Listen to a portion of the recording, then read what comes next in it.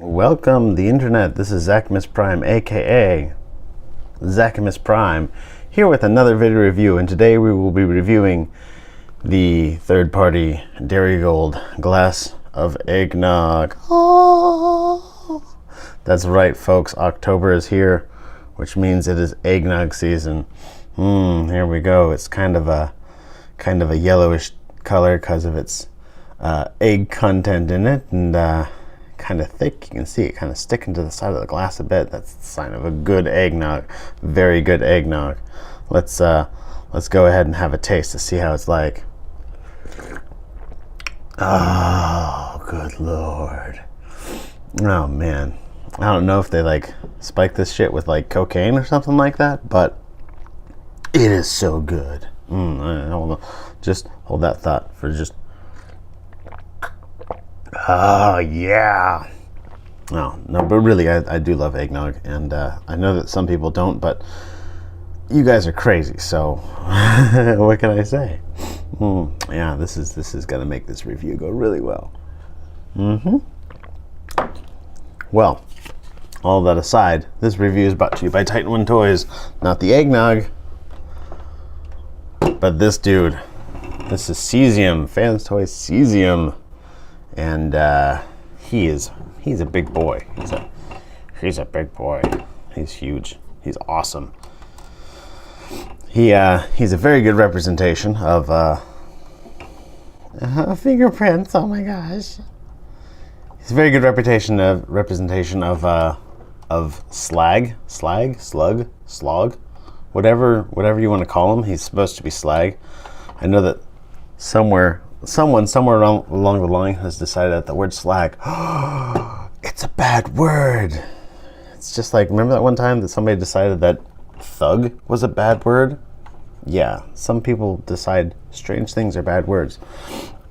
This is not just a video review. No, this is also going to be a comparison, because I also have Scoria.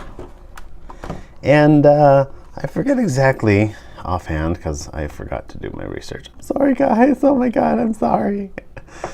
I forgot to do all of my research, and I forgot exactly which company does this. I know that Matt, who runs Titan One Toys, could tell me right off the top of his head, and he did, in fact, and then I forgot. I also know that it is basically the company that makes this is actually an offshoot of Fanstoys. So, well, there's the difference right there. Oh my god. It's just amazing. So, anyhow. So, first of all, we're going to go over just the basic form of these guys. Now, check this out. This guy kind of looks like a potato with legs. Doesn't he kind of look like a potato with legs? Like, he definitely looks like a potato with legs. And I suppose, whoa. I suppose this guy, his own little bit of charm. But if you like potatoes with legs, that's the way to go, man. This guy here has got a much more, like, now granted, this is all like heavily cartoonized, because this isn't really what a Triceratops looked like. Triceratops looked really different, man. When I time traveled, I found out, and now I know that everybody's wrong. But no, this is more like how he looked in the show. With this kind of slope to the back, and I can tell you that this guy here is he's more rounded. Like, he's rounded here, and he's rounded here, and he's rounded here, whereas this guy's got, like, see how he's kind of like squared off? Like, this is flat, and this is a corner, and this is flat, and on the other side, like, he's still rounded here. This guy's all flat. Oh, by the way, check out the undersides. Like, that's pretty clean. He cleans up really well. Another thing you'll notice about Cesium, good birthing hips, really wide hips. But actually, there's probably quite a few things they could have done to minimize that. But it doesn't look bad. It just looks kind of weird, because when you look at him from the front, like, even from the front, like, his hips are like the prominent part of his cross section here. Whereas, like, from this guy, it's like, yeah, but you kind of notice the crown more. But I don't know. The eggnog. Anyhow, in terms of poseability, they're going to be fairly similar. There's a few differences. Like I mentioned before, this guy's got poseability in here, and it like goes up and down, goes even side to side a little bit, though it won't like hold that pose at all. Rotates and twists around. This one will twist. It's got clicks on it, and that's cool. So you can like have them look to the side and actually like stay there. Now, granted, we're only talking like 2 to 3 degrees of motion.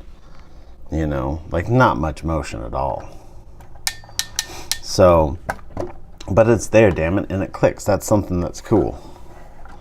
The arms are gonna swivel out like so, and they will go, you know, mostly around till they get chunked up against that or chunked up against that. You can pull them out and do this thing here, but honestly, who really needs to do that with their toy? The legs have got a swivel here and a bend here, and a tiny little bit of toe articulation. Same with these back legs. They're going to go all around. They're going to swivel here. They're going to click actually there, and that's gnarly. Another thing I forgot to mention is that look at this. He's got a face, and he's got a mouth on his face. Now, one of the things that I have noticed about this figure is that so this mouth is actually on this like hinge down here, and if you've got it in the wrong place, like it does not want to stay where you put it. Of course, now I can't replicate that error. Whatever, it's perfect. That's all I'll just say. It's perfect. It's perfect, and everybody loves it. And inside, check this out. He's got a gun in his mouth, a mouth gun. See if I can focus on that. No, it's not focusing any better. Mouth gun. Everybody wants a gun in their mouth, right? I'm gonna withhold my next joke. How about that? Let me see. This clicks in somewhere, I'm sure. No, it doesn't. What? I thought it did. Huh. That doesn't click in, apparently. But he's got a little bit of, this is not actually a ball joint because it doesn't twist. It's like a dual, like a universal joint. And then he's got just a little pivot right there. And that's his tail. That's how it moves. This guy, on the other hand, Cesium, his mouth is on a more or less dedicated hinge. And it's real tight. Like, it's real tight. Moves up and down a bit. Now, the movement of his front arms, because these are the robot arms, and so this red bracket in here actually turns, and it turns separate of this joint here.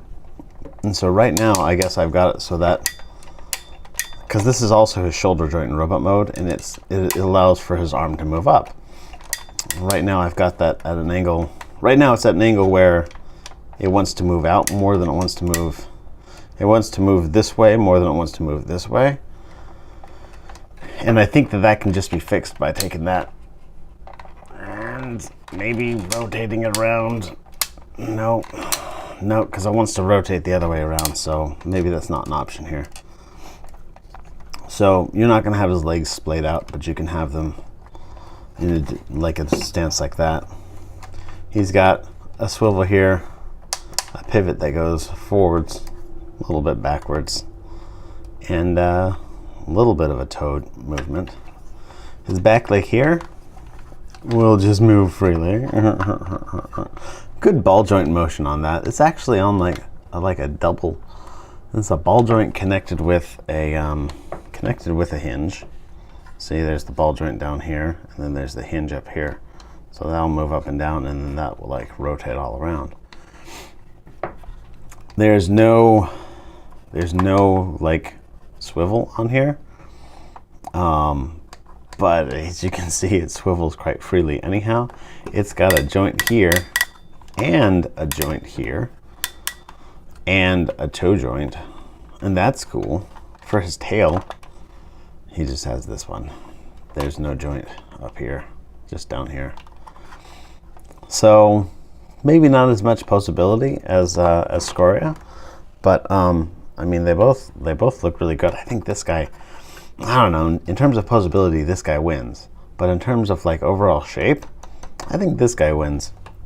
Now, because this one's the focus of this video, I'm going to focus on the transformation here. Stick this one off to the side and have my lovely assistant transform it while I'm transforming this one. All right, to start with this, we're going to go and we're going to yank on this panel right here. Now this panel, I'll be honest with you, putting this back into Dino mode was the biggest pain in the butt, because, and I'll show you in a little bit. Come on, there we go. First of all, the structure of it doesn't feel really solid, because it's, you know, fairly thin plastic. I mean, it's got a lot of flex to it, which is not bad. But then you've also got these little like double joints and whatnot stay on with these tiny little tabs here, and they come off all the time, just like that. And you can see just how tiny those little tabs are. They're a little bit, didn't really make me feel scared per se, but most importantly, when I was putting this in, this edge right here is hooking on this lower edge right here, and they don't want to go past each other. Now, if this was my toy, I would take a file and just take the corner off of that, and that will help these go together much more smoothly. However, this is not my toy. I'm not going to make modifications to it because this belongs to somebody else, man, and I respect their stuff. I mean, I always try to respect other people's stuff. So that goes up. That will then free up the legs for their transformations. We're going to go down here to the underside. We're going to pull that out just a bit, and we're going to separate this all the way down to the tip of his tail. There we go. There we go. So now that they're separate, now we can start doing stuff here, right? We're going to take this panel here, open that up.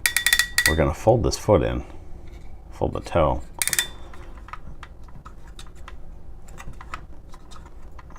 Hello, what pose do you like to be in? We'll go like that. Bam! So that folds up that leg, and now we're going to take and untab this. You can see the hinge right here. So it's going to untab from down here. And go like that. So now we've got this leg all gone out. We're going to bend. This is the knee joint here. We're going to bend that knee joint so that we'll get clearance. So that this piece will get clearance around there. And then we're going to unbend it. All right, now we're ready to make some magic happen. Let's make the magics happen. We're going to take this, turn it, and stick that inside there. We're going to fold this out. That's in place. Then we're going to take this joint here and how did I have this? Oh my God.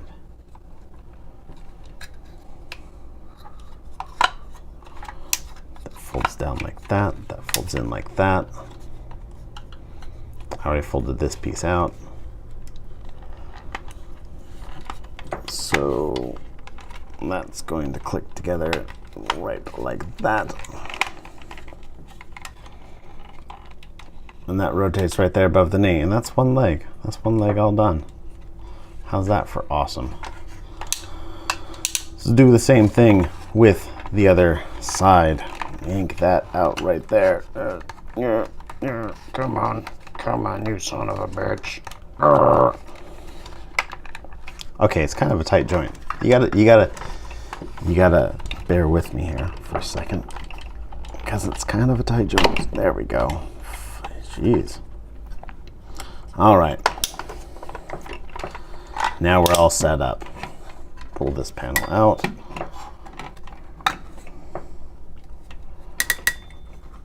Fold the foot up.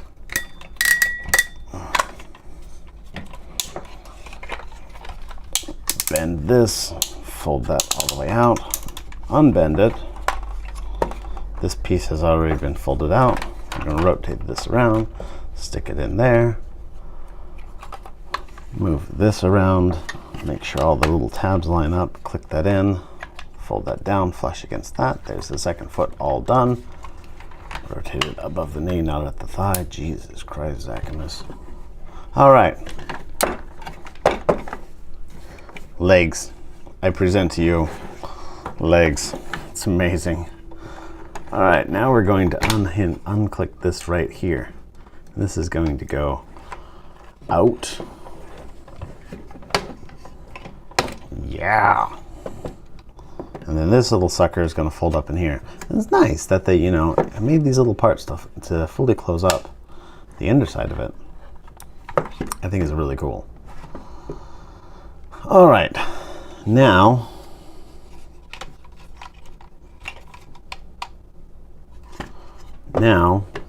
these arms are going to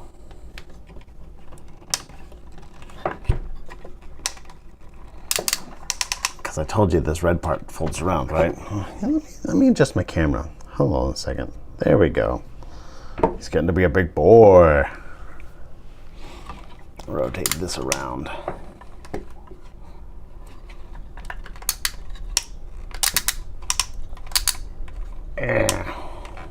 There we go. Same with the other side.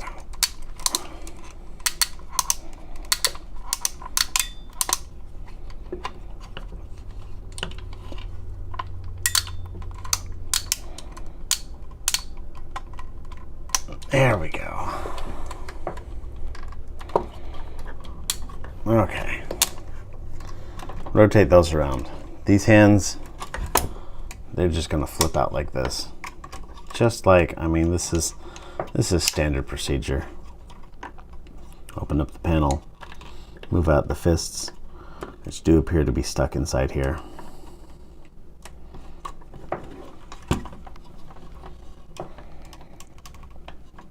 Wow.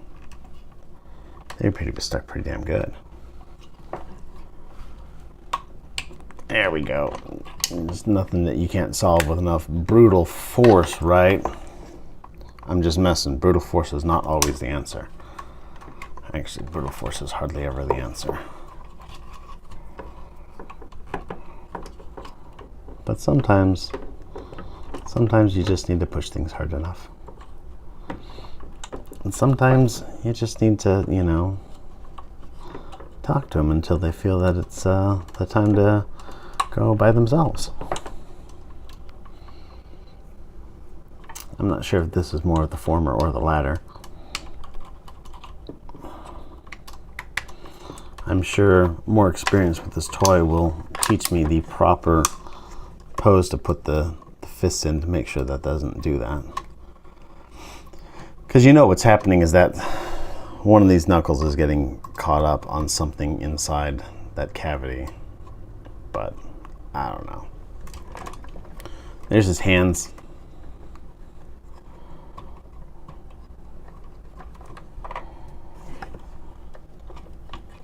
Gonna fold this part down and look, there's his head. Oh my gosh, who would have suspected?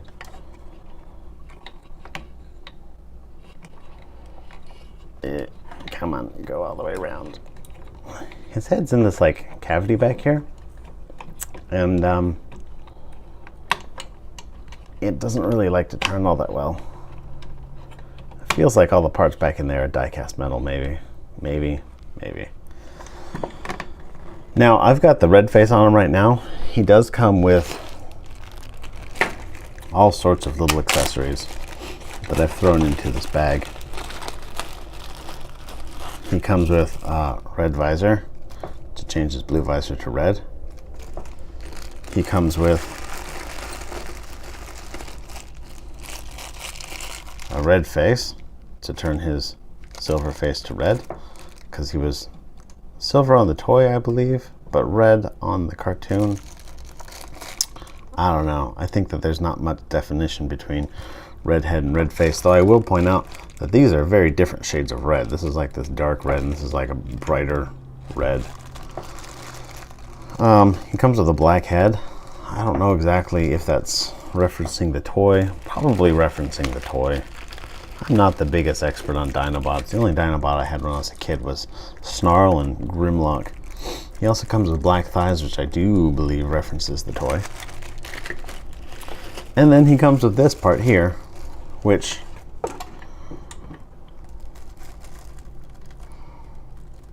I think, yeah, this is going to go in here and turn these eyes to red, in case you want red eyes on them.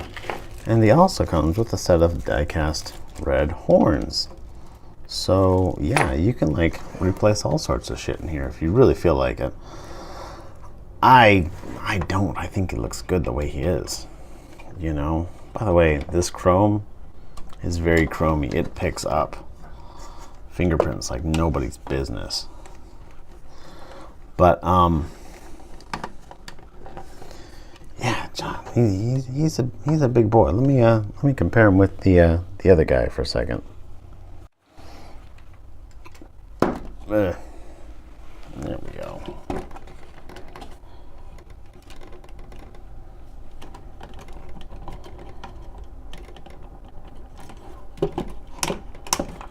All right, so you'll see that Cesium is actually a fair amount taller than Scoria. In fact, Cesium is, he might even be bigger than their Grimlock. I know for certain he's bigger than all the other ones. Come on, focus. There we go. Camera didn't want to focus. Like, what the hell? They both have these fairly articulate hands. I mean, the thumb is on a ball joint, like so, and then the fingers have got a hinge here and a hinge here, but that's it. And it allows them to, you know, hold their stuff. They've got, I mean, really, they hold their weapons with the included slot and tab system that you see on many Masterpiece and Masterpiece style figures. And they each come with a sword and a gun. Of note is that these do have light up functions in them. Oh, come on, camera, what the hell? They do have light up functions in them. I don't have the batteries for them, so I don't have that activated. But I imagine that lights up, and I believe it lights up red. If that's your thing, then go ahead and get some batteries for it.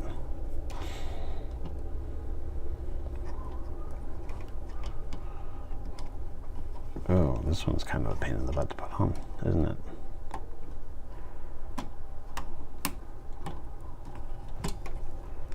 Alrighty. So there's this guy's guns. This guy's guns look almost the same. Scoria's guns look almost the same. They're just a little bit smaller, and this one's chrome plated, and his sword is actually just about the same. Wrap those fingers around, stick them on that handle. Yeah.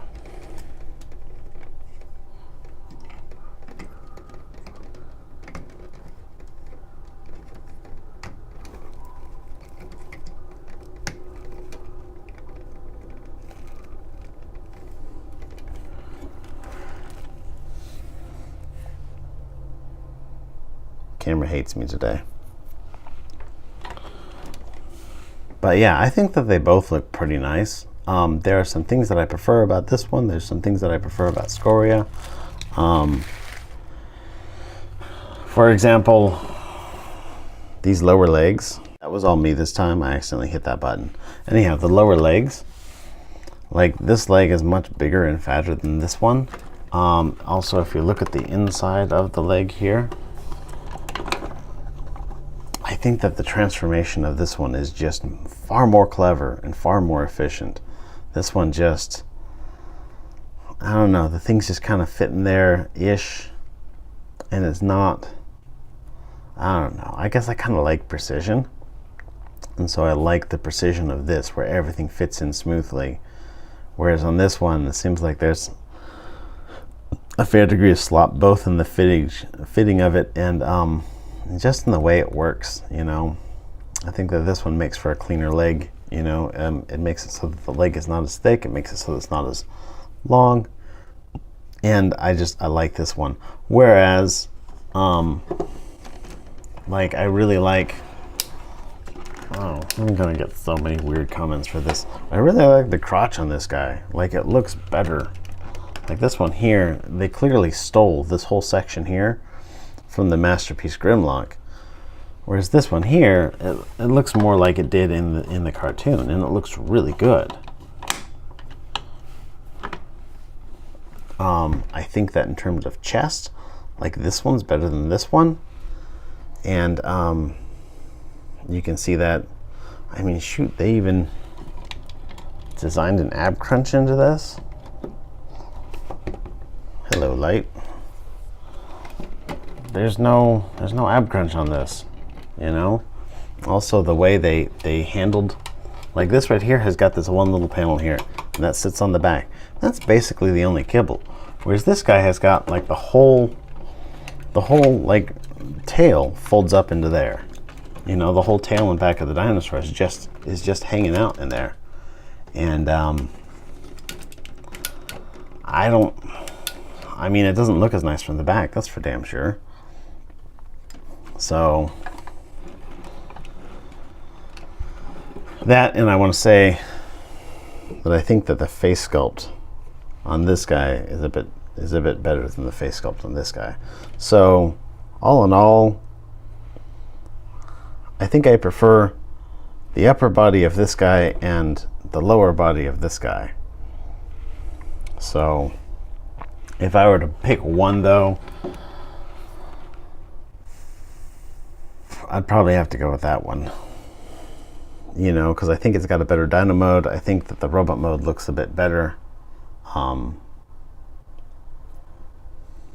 You know, overall, this guy does have a nice amount of die-cast into him. Although all of his die-cast is in his upper body, which, as you know, doesn't do great things for the stability, but his feet are huge enough that it doesn't really matter as much. In terms of poseability, both of them have got, like, the head moves around a fair amount. Both of them is going to be blocked somewhat. This one not as badly. This one is fairly well hindered by the frame it's in there. This guy has got an ab crunch, which is unique to him. His arms will go out. They will move back and forth until they conflict with that kibble there. Bicep joint right there. Elbow joint right there. Wrist is on a swivel. The fingers, hands I've discussed already. He does come with a waist joint, which is nicely ratcheted.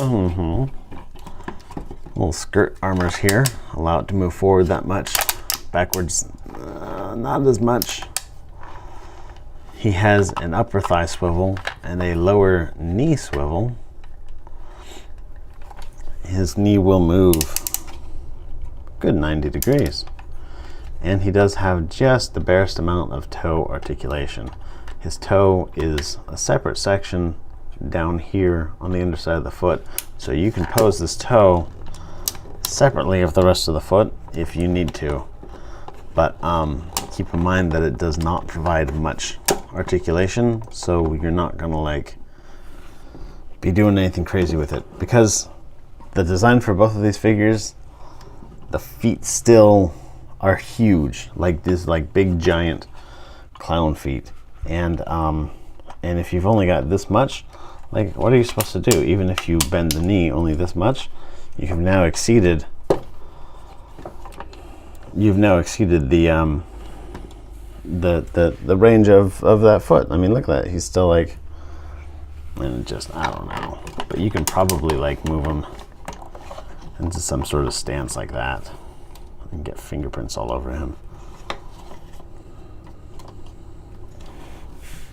I don't know. On this guy here, on Scoria, move you out of the way, Cesium.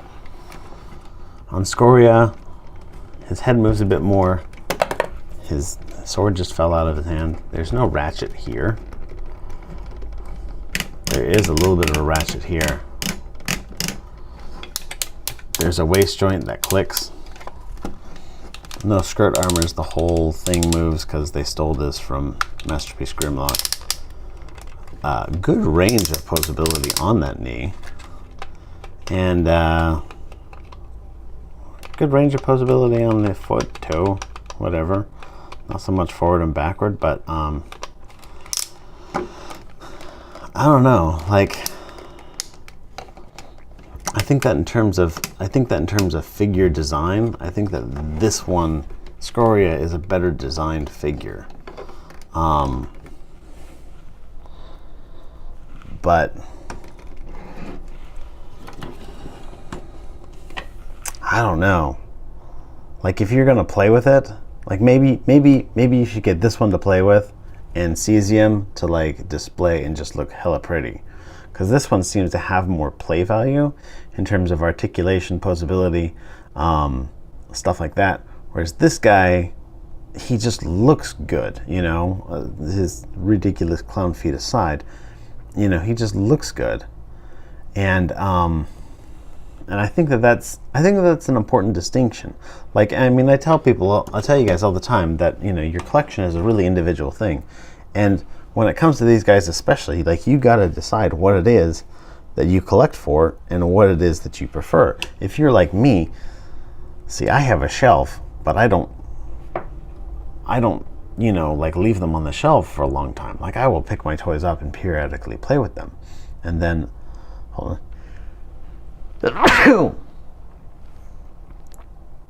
I may have to mute that later. I sneezed, by the way. I